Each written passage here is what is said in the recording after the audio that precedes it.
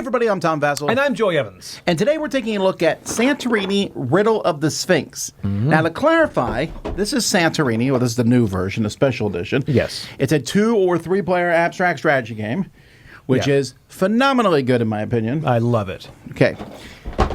This game needs the Santorini game to play. This is technically an expansion, although it is not the game. It is simply using the pieces and a few of the rules of the game.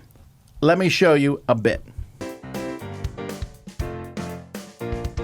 So from the original game of Santorini, you don't need most of the stuff. You don't need the cards. All you basically need are the pieces, the domes, and the workers. And then you're going to flip through this book and go through the first several are tutorials, but you're going to go through and do each puzzle. Now here's the tricky thing with this game. You have a rule book that comes with this, an adventure book that is going to walk you through. The last sections of it are basically just so you can play through sort of, this looks very Final Fantasy-esque, but there you have the rules in here, which are not particularly complicated. There's also a tutorial, and there's a good chunk of rules that are included for each scenario. You are trying to accomplish one or more of these goals down here. If you do any one of them, you win. Getting all 4 silver coins. In this game, you would put silver coins onto the map over here, and this just means build 1 level here, build 2 levels here, build 3 levels here, build 4 levels. This is a very basic one. The gameplay itself is going to be, on your turn, you have 1 of 3 actions. You can move and build. It's moving and building is the same as the regular game of Santorini. You can move to an adjacent space. You can move up a level, but you can't move up more than 1 level, and then you can build.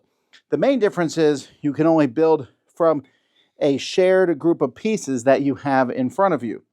Now, you can get more pieces in 1 of 2 ways. Your other actions, you can take a god card, and various gods are going to show up over the course of this game. And you can take one of these. They come with a piece on them that anybody can use to build.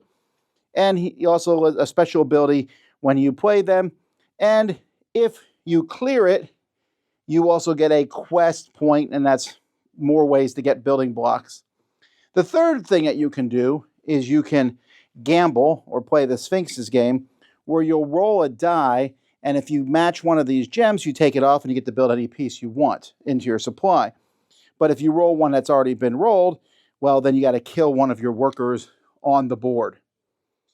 And that's kind of it. In this case, you want to build these buildings in these spots.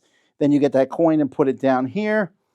That's the normal objective. The next objective is collect the final coin with at least 1 block or dome left in the stockpile or on a god card. Here, achieve silver and gold with at least 1 unclaimed god card, which is tricky and godlike. Do the same thing as expert, but achieve heroic with no workers on the ground level. So you need to have every worker on a building. I guess killing them would be fine. And that, again, is this very basic thing. Each scenario adds more rules. You start learning about bridges, which basically go from page to page. And you can see there's a decent amount of rules for each one, as well as different setups for 1, 2, 3, or 4 players. More things will get included in the game. A blessing deck. There are many different god cards. These are very different than the base game, including these green friendly gods. I'm not so sure he looks very friendly. But lots of different pieces as you go through puzzle after puzzle.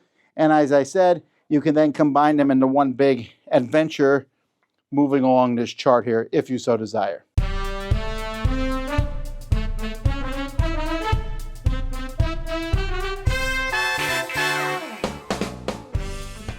All right, right out the bat, I think it's important to note that your liking or disliking of Santorini will probably have no effect on whether you like this or not. I have found the inverse is true sometimes. So you mean as if people who love Santorini don't like this, people who like Santorini don't like Santorini might like this? Yes. This is a puzzle, and it is a fairly complicated puzzle. It is. Even when you're playing, so it's, I don't know how to explain it. It's mostly a solo puzzle, except you're playing with other people. Right, you talk it through with someone else. It's kind of like a cooperative game, but you're trying to talk through it. There's There's different things that are happening. It's not a set puzzle because there's two major focuses of randomness. Yes. One is the God cards when they come out, and the other is rolling that die for the Riddle of the Sphinx. Yeah, the die. The way I look at this is like those mini games that some, like Ice Fear and Guard had it, whatever. The mini games, this is the puzzle that goes into that. Sort you of. Figured it out. But this has randomness to it. Yeah, so you don't agree with the die rolls. I'll tell you right now, this is one of my bigger problems with the game. I have two problems with the game. One is, I think it's nonsensical to need this to play this. Because they're so different. You don't even need that many pieces per mission. No. The pieces should have just been included in this. This should just have been its own thing. If you want to use the Santorini rules, that's fine about moving up and building towers. But to have to pull both out to play this is a pain in the butt. It really is. I have to get out all these pieces. And then these, but not these. Put these back. And continuing on that, I don't like how the game is taught. There's a tutorial that teaches it slowly, step by step. But also there's a rule book, and I'm going back and forth. I found that to just be a pain in the neck. That's one problem I have. The other problem is the randomness. If I'm going to solve a puzzle, I want all my tools. I roll a die and I roll purple and I roll a die and I roll purple again. I'm like, we just lost a guy. Now we got to restart. Yeah, that's painful. It's just, and sometimes you have to do that. Or the order the God cards come out. You need some God cards that are better than others. And I don't mind a little bit of randomness. I don't know. What do you think? I think the big thing is I see that as a huge difference between Santorini and this. Santorini is like, here's what you do, go at it. Oh, Santorini is like one of the best abstract games. So much elegance, and it's like, it's how good are you? This one, the rules are more complicated. Not bad. You've got the wander action selection, but there is a lot of randomness, and it's like, okay, I know how to solve it. I just can't get there.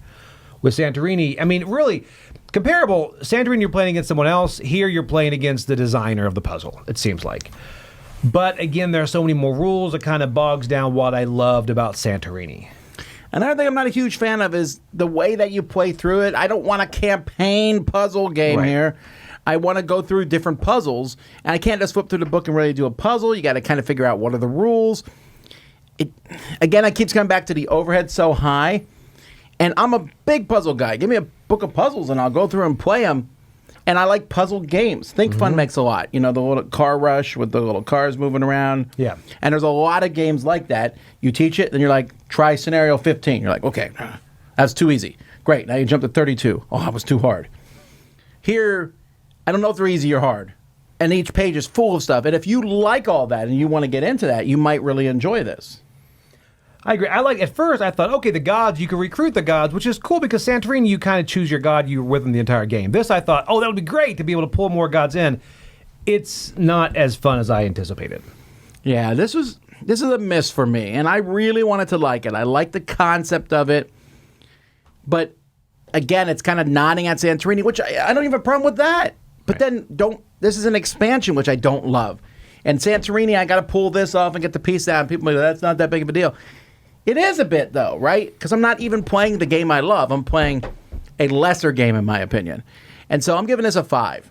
I don't really care for it. I love puzzles. I just feel like the extra work and the theme isn't really there.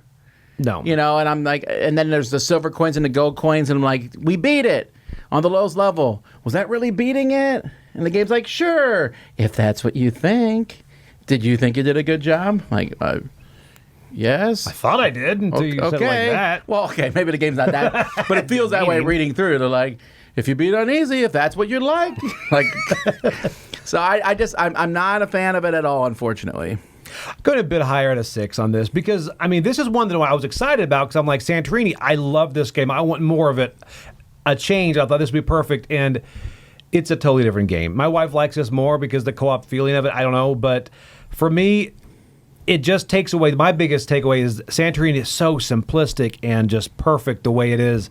This kind of bloats it a bit and adds a level of randomness that I enjoyed the puzzle with it, but I don't imagine a time where I would grab this over the base game. And again, you have to grab both if you grab this, like Tom mentioned. There you go, folks. That's Santorini, Riddle of the Sphinx. By the way, how do you solve the riddle? Roll well. Anyway, until next time, I'm Tom Vassell. And I'm Joey Evans. We'll see you next time. I want to go to Santorini. I do too.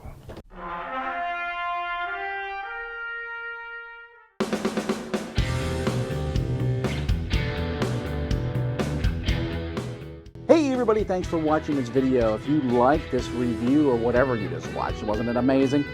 Check out our channel, Dice Tower. We have all kinds of things. We review games, we do top 10s, we play games live. It's all about board games, but especially the people who play them. Check out Dice Tower YouTube channel.